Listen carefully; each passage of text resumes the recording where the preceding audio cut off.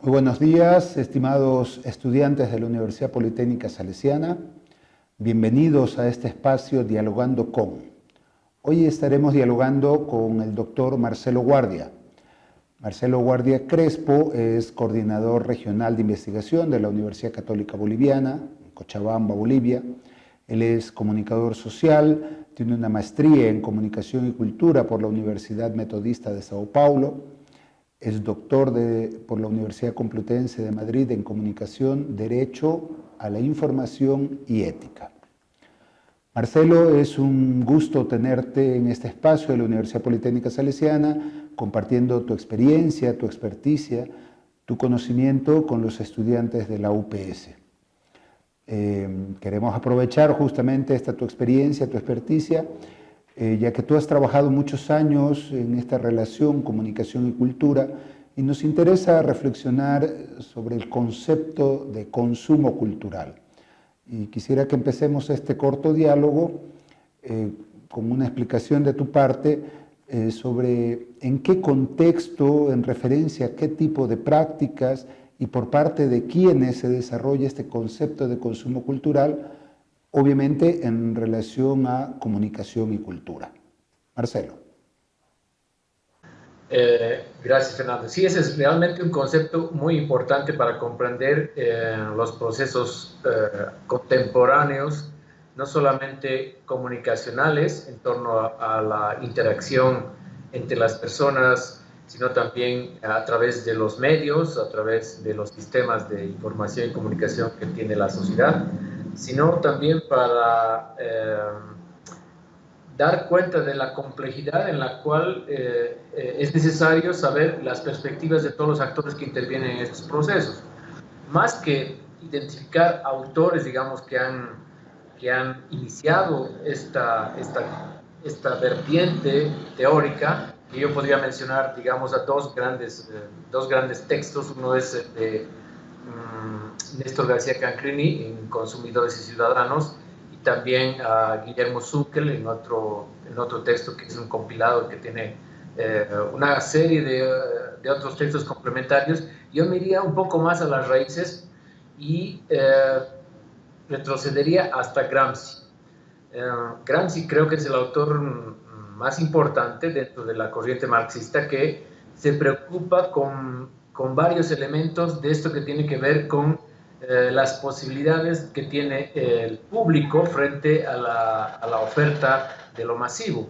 Entonces, él en su preocupación por los temas de folclore apunta claramente que existe una actividad, existe una conciencia y una cantidad de producción simbólica que tienen los sectores de las clases subalternas para no solamente expresar sus preocupaciones, conciencia entre comillas, sino también para consumir y relacionarse con todo lo que viene como oferta cultural y oferta de los sectores hegemónicos. Entonces creo que ese es un primer lugar, porque apunta además a conceptos claves como la complicidad, que no estaban previstos y era un poco difícil pensarlos en ese momento.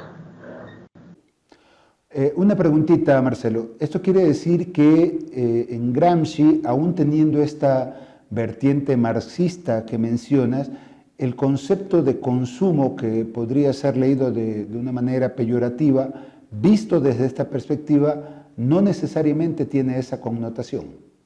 No, claro, porque cuando te habla de complicidad, te está explicando que los sectores subalternos también ejercen cierto tipo de astucias frente al proyecto hegemónico de dominación. Entonces, en esa perspectiva de las astucias hay no solamente recepción, interpretación, resignificación, sino también hay producción de ideas, producción de discursos, como él mismo dice, de manera asistemática, de manera desordenada, de manera informal, pero que tienen un contenido político. El otro autor fundamental es Walter Benjamin, de la Escuela de Frankfurt. Entonces, este autor, al hablar del sensorium, al referirse a toda esa explicación sobre las capacidades y las posibilidades que tienen los públicos frente a la industria cultural, de manera contraria a la visión más apocalíptica, digamos, entre comillas, de sus compañeros Adorno y Horkheimer, él nos va a dar luces para poder entender que el proceso de recepción frente a lo masivo está lleno de otros elementos de carácter subjetivo que van a poder permitir que las personas no solamente interpreten de maneras diferentes, de maneras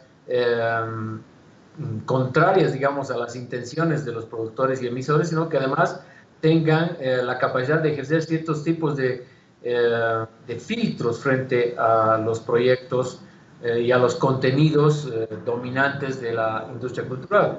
Entonces, aquí además lo que es interesante en la lectura de Benjamin es ver que el autor rescata en esta noción de sensorium aspectos de la subjetividad de las culturas que en la versión de los autores más racionalistas marxistas, o sea, son deleznables, que son obstáculos que no deben ser tomados en cuenta porque justamente la subjetividad va en contra de los postulados de la racionalidad objetiva, de la ilustración y todo aquel discurso que efectivamente va a negar cualquier posibilidad de tomar en cuenta la subjetividad como un dato social. El siguiente autor, si quieres comentar algo.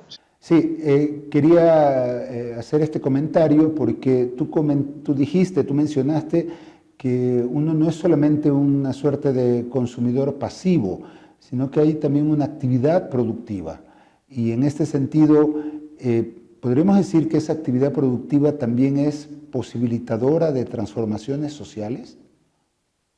Lo seguro, porque aquí la palabra productiva hay que tomarla en dos sentidos. Una es la posibilidad de producir mensajes, de producir discursos, de producir manifestaciones que no necesariamente pasan por los medios, sino que tienen que ver con el folclore, tienen que ver con las culturas populares, con las expresiones y representaciones de sus identidades, de sus celebraciones, sino que además el otro sentido de la palabra productivo es la producción de sentido, es decir, yo recibo como receptor un mensaje y el momento de interpretar estoy produciendo un sentido. En esa perspectiva creo que hay que tomar la palabra de producción, porque no es solamente recibir e interpretar, sino que yo puedo recibir un mensaje que me dice naranjas, naranjas, naranjas, y puedo interpretar digamos, el sentido en el sentido de estar escuchando plátanos, papayas y zapallos, digamos, ¿no? Entonces, es una producción de sentido. Tu tercer autor, por favor. Habermas, obviamente. Habermas yo creo que es el autor fundamental para la ruptura de los paradigmas ilustrados en relación a la comunicación y la cultura, porque al haber incorporado su nuevo concepto de razón, su nuevo concepto de verdad, cuestionando la racionalidad ilustrada del siglo XVIII y XIX y XX en gran medida, lo que hace es incorporar la noción de subjetividad como dato social. Cuando él dice que la verdad se produce en procesos intersubjetivos, lo que está planteando es que la verdad no es la verdad, digamos, concebida como los ilustrados, ¿no es cierto? Racionalmente, sistemáticamente, objetivamente, con esos ideales y parámetros de los paradigmas positivistas, sino que se debe tomar en cuenta que todos los seres humanos tenemos nuestro entorno, que él le llama mundo vivido, que otros autores le llaman vida cotidiana, que le proporcionan al público o al ciudadano, le proporcionan elementos para poder interpretar o resignificar los mensajes que recibe. Entonces, no solamente de los medios, sino de la realidad y del entorno en general. O sea, es decir, si yo veo la realidad política, digamos, con mis referentes de vida cotidiana, con mis referentes de mi vida imaginaria, donde está la religiosidad, donde está mi pertenencia, la identidad, donde están todas mis conexiones, digamos, con la realidad, puedo resignificar los mensajes. Por tanto,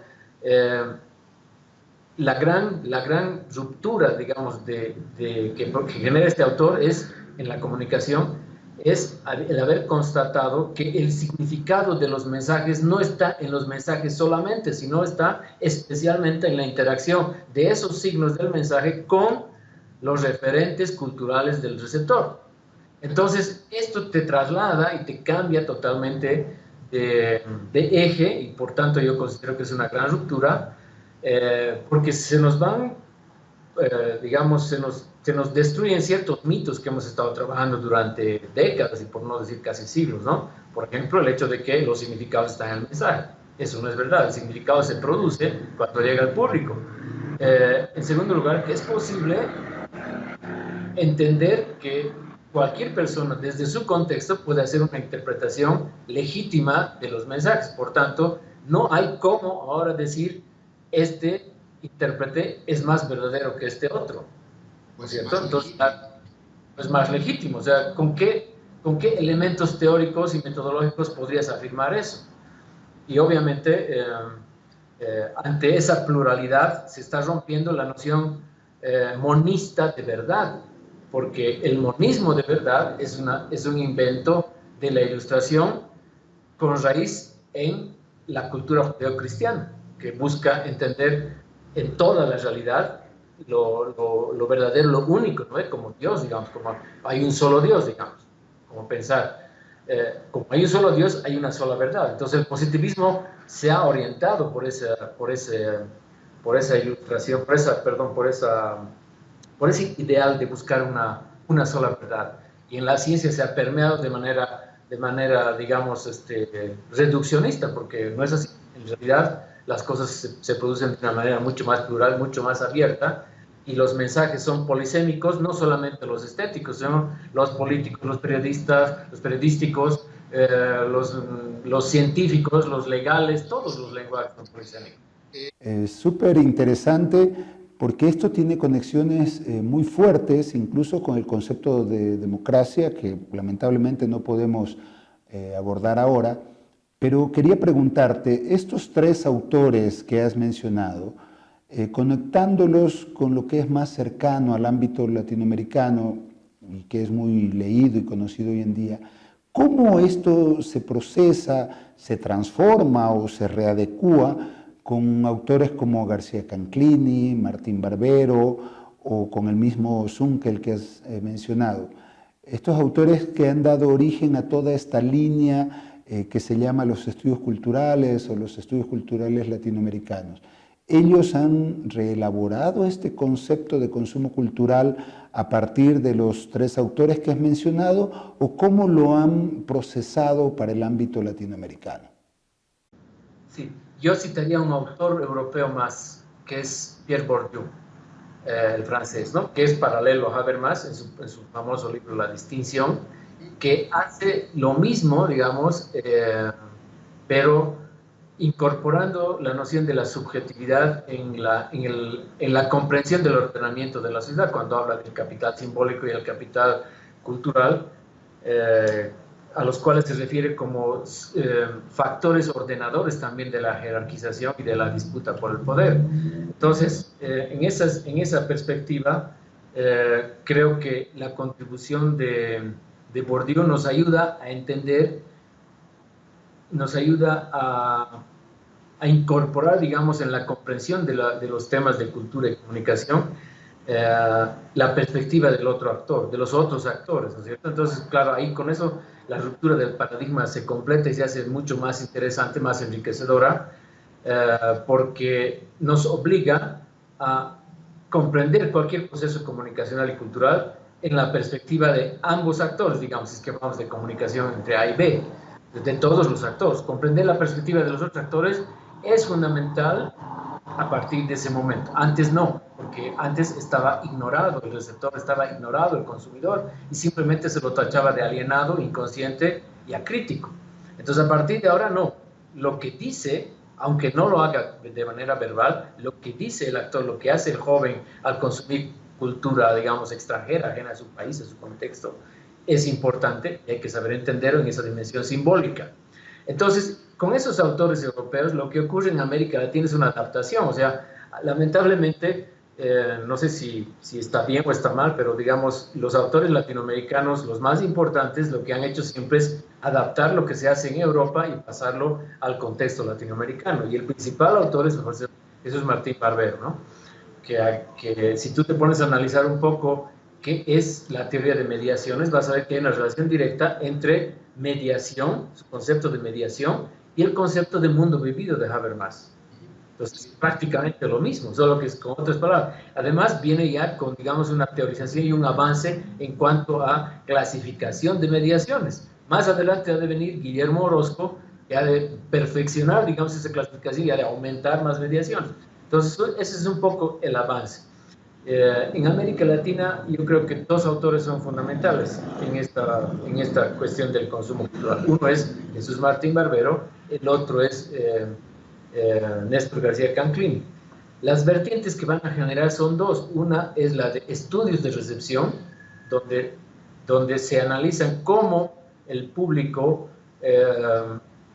resemantiza, cómo recibe, cómo interpreta, cómo decodifica, cómo reacciona, toda esa cuestión que se hace más compleja, que antes no lo tomábamos en cuenta. Y el otro es el de los, siguiendo digamos un poco más a Néstor García Canclini, es el de las formas de organización y de construcción de identidades en grupos, en pequeños grupos, en medianos grupos y en grandes grupos, que son considerados marginales, por ejemplo los jóvenes, las mujeres, los sectores minoritarios de la sociedad, que van construyendo sus identidades y sus lógicas de organización y también de producción y de consumo en función de sus necesidades simbólicas especialmente, ¿no? Y obviamente de sus condiciones materiales, económicas y políticas. Entonces ya a partir de eso se generan más corrientes, hay más autores que van a profundizar estas temáticas y bueno, aquí también no podemos olvidarnos de los estudios culturales británicos, que son importantes en esta alimentación, que como te digo, toma cuerpo de una manera más local, con ejemplos, con casos más particulares y mucho más ricos que los europeos, creo yo, que conocemos hoy como estudios culturales latinoamericanos. Una última pregunta, Marcelo. Tiene que ver con la importancia de pensar este aparato conceptual que nos has presentado sobre consumo cultural en este momento de explosión, de boom de redes de comunicación, redes sociales, formas de participación de distintos sectores, no solo urbanos, sectores rurales, jóvenes. Vivimos una especie de explosión mediática. Pensando un poco en los estudiantes universitarios que van a ver este video, ¿cómo conectarías la importancia de pensar el consumo cultural en este momento de llamemos así, explosión mediática? Fundamental. Yo diría que no puede haber ninguna perspectiva de investigación de la comunicación y la cultura si no toma en cuenta estas contribuciones del ámbito de los estudios culturales. Por dos razones. Una, porque es necesario comprender todo proceso comunicacional, inclusive el de las relaciones públicas, si quieres hablar de términos radicales, el periodismo, la producción multimedia, la propaganda, la publicidad, si no tomas en cuenta la perspectiva de los actores, porque este es el desafío que tenemos los investigadores para comprender un proceso cultural y comunicacional. Es decir, que no te olvides que la versión de las personas comunes, los actores simples, los receptores de la comunicación masiva, es importante, es fundamental, digamos que es definitiva, ¿cierto? Porque no puedes entender ningún proceso si no entiendes lo que ellos están diciendo. Con eso, tienes que dejar de lado ciertos conceptos que ya no tienen asidero teórico ni metodológico. Por ejemplo, la palabra alienación, es una palabra, yo diría, superadísima por la academia, ya no tiene sustento, no tienes cómo demostrar que una persona no piensa o no es crítica, simplemente las personas carecen de información y el problema en América Latina no es que la gente sea crítica, sino que es desinformada, que es otra cosa. Y el otro tema es que comprender la comunicación y la circulación de mensajes no puede hacerse sin tomar en cuenta esta noción de la intersubjetividad de la que hablaba Habermas, porque, por ejemplo, si nos vamos a las redes, ¿no? Primero, no hay que confundir medios de comunicación con redes, porque los medios de comunicación son instituciones y las redes son conexiones entre personas. Por tanto, no le puedes pedir a las redes que digan la verdad, digamos. En las redes la gente dice lo que quiere, punto, no hay nada, o sea, no puedes decirle digan la verdad, porque además, ¿cuál es la verdad? Cada uno tiene su verdad de las cosas, pero en ese contexto de profusión de información, como decía hace un momento, o de datos, o lo que quieras llamar, lo importante no es tanto comprender lo que dice el mensaje, el post o el meme. Lo importante es comprender lo que este meme genera como producción de significado, es decir, comprender la vida del meme. La vida del meme no es pues el análisis del meme, es más bien el análisis no solamente de lo que semióticamente dice ese mensaje, sino de las interacciones que se van generando y cómo este meme se va enriqueciendo y generando opinión, generando verdad, como dice Habermas, porque aunque al poder le duela, las redes son el espacio privilegiado en este momento de producción de discurso y de verdad y de interpretación de la realidad. Por eso es que el poder está espantado con las redes y quiere controlarlo, pero no puede, felizmente, ¿no? Entonces, hay que ver el potencial de las redes y ver cómo en estas se están generando corrientes de opinión. Aquí en Bolivia, por ejemplo, el gobierno ya no sabe qué hacer con las redes. Primero ha creado una dirección nacional de redes para controlar, para verificar, para incidir, no sé qué. No puede hacer nada, gasta dinero en vano, porque tú sabes que la red funciona gracias al rebote. O sea, tú no puedes controlar las redes como si fueran los medios de comunicación a partir de un punto. Porque si tú haces eso en las redes, tienes que esperar que el que ha recibido tu mensaje, que es parte de la red, rebote. Y para rebotar, una persona piensa. Yo no reboto algo con lo que no estoy de acuerdo. Yo no reboto algo así mecánicamente como si fuera un tonto. Yo reboto algo que quiero que la gente sepa. Por tanto, la lógica de las redes depende del rebote y el rebote depende de la inteligencia, de la actividad mental del público. Entonces no, lo segundo que ha hecho es, nos ha declarado la guerra a la sociedad civil. O sea, la guerra, eso ha dicho el gobierno de Evo Morales, de hecho, se declara la guerra digital. Entonces, ¿qué es guerra digital? Un batallón de gente creando activistas falsos, perfiles falsos para contraatacar, pero no se puede. Entonces el principal desafío creo que es entender estas nuevas lógicas de construcción no solamente de la red, sino de la construcción del ciudadano en democracia.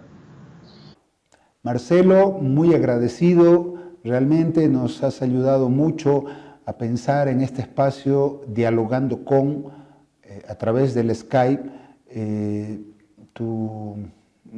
tus ideas, tu información va a ser muy útil para la universidad. Esperamos tenerte pronto acá en vivo en Ecuador para hacerte otra entrevista. A nombre de la Universidad Politécnica Salesiana, especialmente a nombre de los estudiantes, te agradecemos mucho por este diálogo. Gracias y un saludo a todos los estudiantes y académicos de esa prestigiosa universidad. Un abrazo, Fernando. Gracias, Marcelo.